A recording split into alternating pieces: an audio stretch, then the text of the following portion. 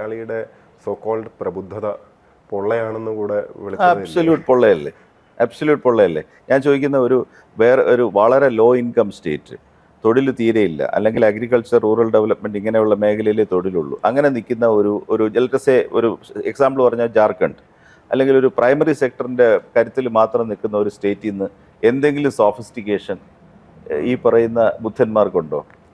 ബുദ്ധന്മാർ ഇപ്പോഴും മീഡിയയിൽ നോക്കിക്കഴിഞ്ഞാൽ ബുദ്ധന്മാർ നോക്കുന്ന ഏറ്റവും പ്രാകൃതമായിട്ടുള്ള ഒരു ട്രൈബൽ ചീഫിനെ എലക്ട് ചെയ്യാനായിട്ട് നടക്കുന്ന യുദ്ധം മാതിരിയല്ലേ ഈ തെരഞ്ഞെടുപ്പ് കാണുമ്പോൾ തോന്നുന്നത്. ഈ ഐഡന്റിറ്റി ചർച്ച ചെയ്യുന്നത് മുഴുവനും ഫണ്ടമെന്റലി ട്രൈബലിസം അല്ലേ. അടിസ്ഥാനപരമായിട്ട് പൗരന്മാർ അവരുടെ അവകാശങ്ങൾ ആർബിറ്റർ ചെയ്യാനുള്ളൊരു വേദിയാണ്. നമ്മൾ ചില വിദേശ രാജ്യങ്ങളിലെ തെരഞ്ഞെടുപ്പുകളൊക്കെ നോക്കിയാൽ അവിടെ എപ്പോഴും ചർച്ചയാവുന്ന ഒരു ചർച്ച ആരാണ് കുറഞ്ഞ നികുതി ഓഫർ ചെയ്യുന്നത്.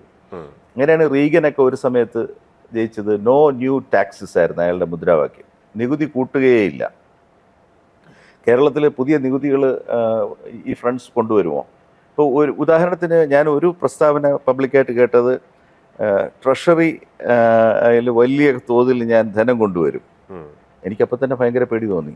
എവിടുന്നാണ് വരാൻ പോകുന്നത്? ഞാനല്ലേ കൊടുക്കേണ്ടത്. That would mean that taxable items and non tax revenue അവർ വർദ്ധിപ്പിക്കാനാണ് പോകുന്നത്. കടം സ്റ്റാറ്റിക് ആണല്ലോ. കടം ഈ പറയുന്ന GDP റെക്കോർഡിൻ്റെ 3% എടുക്കാൻ പറ്റുള്ളൂ. നിങ്ങളുടെ എൻ്റെ പോക്കറ്റിലുള്ള പൈസ കൂടുതൽ എടുക്കുമെന്നാണ് പറഞ്ഞത്.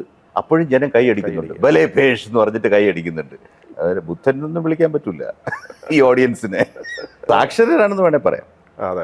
എങ്ങനെയും പറ്റിക്കാം.